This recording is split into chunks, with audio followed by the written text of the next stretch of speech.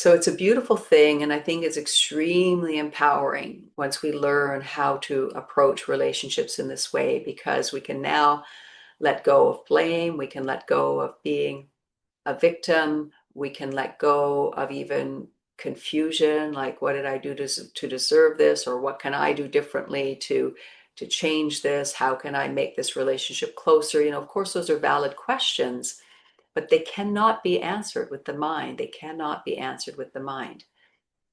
And intuitive answers will come forth once we begin to include what it is that this relationship is activating. Again, whether that be a very beautiful opening of the heart, beautiful relaxation and comfort that we might feel with someone, or whether it creates a kind of a protection or a tension. And as I mentioned, a lot of relationships are a combination of both. And when we can learn to connect to those things with great openness, with great generosity within ourselves, but also eventually, and this is why the circles are so powerful, eventually learning to also share with others, because it's in the context of our relationships that we shut down, because there were relationships at one point that didn't welcome, what we were feeling. And this was sensed either through our energy body itself, or was actually directly said to us or modeled for us. And therefore, we had to begin to, this is when we began to pack things into these 7 mansions of ours. And so, this practice of coming together in groups or circles is perhaps the safest space that we have, because we've got a group of people here who are all interested in the same thing and that are learning how to connect more deeply and how to communicate transparently.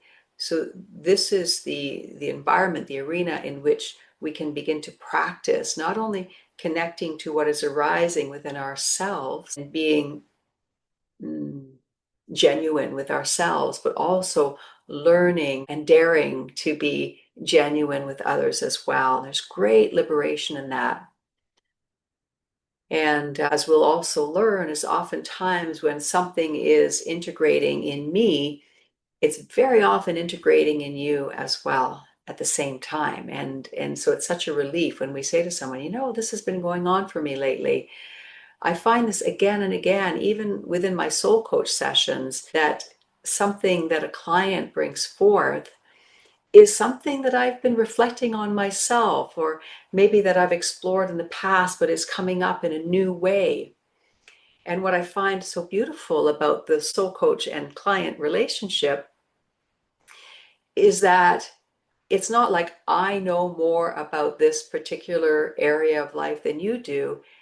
It's just two people that are curious and that really want to meet themselves with clarity and know themselves, really to know themselves, that we are able to both show up with whatever pattern has arisen within the context of a soul coach client relationship, and we get to explore it. And what I find is beautiful about that as well is oftentimes when I'm meeting with a client and some kind of human issue arises and we're exploring that, what gets revealed in the context of that shared field is more than what I have been able to access on my own. There's something about two people coming together and willingly exploring and being open to what the intelligence of the field brings forth that potentiates this capacity to see the finer and finer details.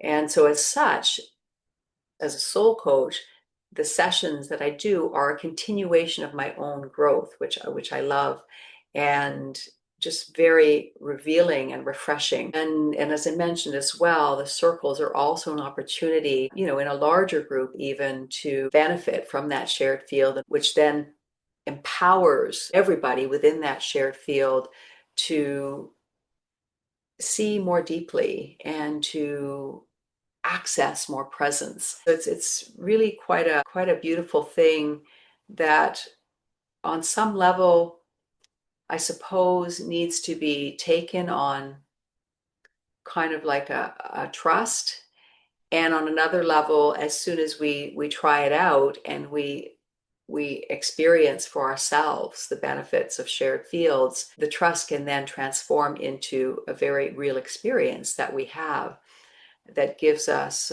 greater and greater, perhaps, faith in the process.